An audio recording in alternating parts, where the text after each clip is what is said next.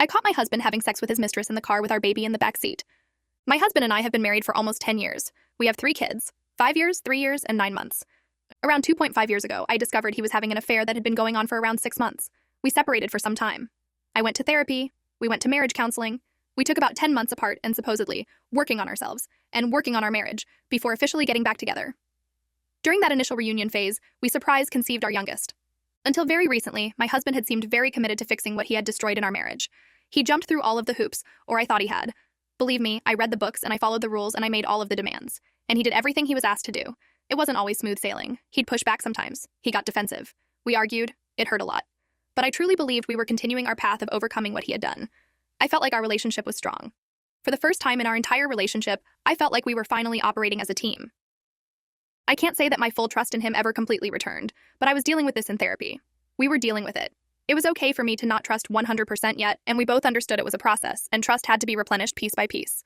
I lived with this and continued to work on it. Now, recently I started to feel suspicious in a way I couldn't ignore. It was like he was being too nice to me, too attentive, too willing to be of service for whatever I wanted or needed. That was actually the first thing that tipped me off. He was being too good of a husband. Then I realized he was doing things that he never really did before. Offering to do the big grocery shopping trips, taking the kids to new parks, running to pick up food on the occasion we ordered out. He always opted to have food delivered and could never be bothered to go pick it up. Little things, but they were big changes to me. Now, his work schedule has supposedly changed. No longer does he get home as early as he used to.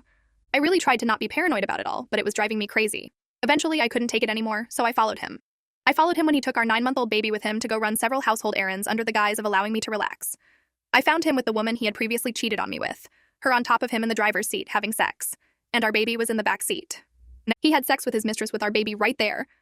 It's beyond disgusting. If he wanted to use the excuse of running errands to go meet up with her, he didn't have to take the baby too.